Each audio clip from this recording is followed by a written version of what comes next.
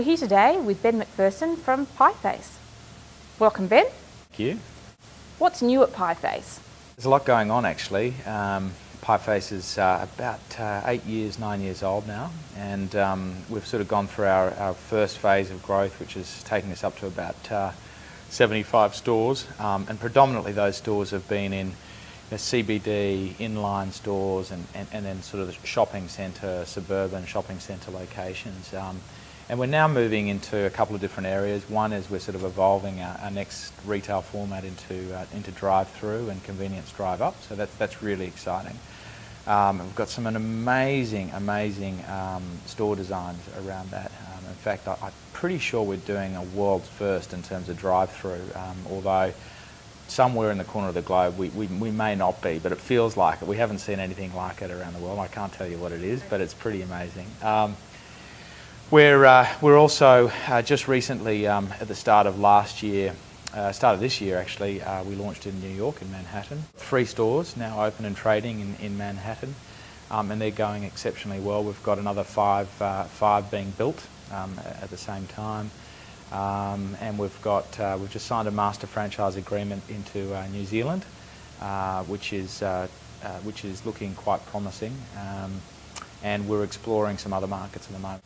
You've got 3 US stores now. What's your general outlook over there? The experience has been very positive, and we've had fantastic early adoption in the market, and we're seeing good growth. Moving from originally, we started, had a lot of people trying our little mini pies, which are great sort of little tasters of people trying to get used to the product, and now people are just buying the regular pie, and they're coming back, every second day for lunch. Our coffee share's gone up considerably because we do Australian flat white coffees, which is a bit of a rarity in New York, and generally we're starting to get a lot of traction. We're getting a lot of traction in catering. So all the things that we thought the business would do, we've done.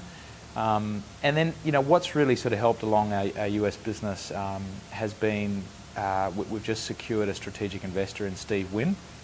He's just invested as a cornerstone investor in that business, and that's really helped solidify our strategy in the US. We can now kind of comfortably say, okay, we're going to roll out X stores over Y time frame, and we're going to achieve these initiatives and not have to worry about going back and looking for more capital at each kind of micro step of the way. So that's been good. What are your top 3 priorities? Number 1 priority, particularly as a franchisor, is always individual store profitability. So that's our overarching objective in everything that we do.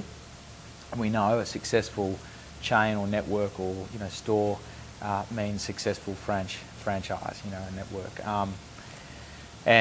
So in terms of ensuring those stores are profitable and improving, we've got a very tight focus on operations and customer service. Pieface is a brand that's should be synonymous with fun and happiness and a sort of an enjoyable moment out in your busy day. It's a convenient food offer, and it's designed to be quick and friendly. So that's operations is still number 1 in terms of delivery.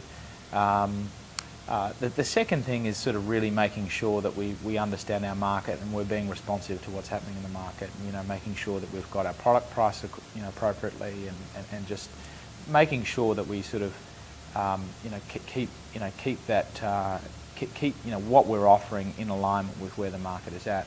And then the third thing is really keeping the network and the community strong. So keeping them positive, keeping them focused, and ensuring that we're keeping a strong culture through a slightly more challenging time.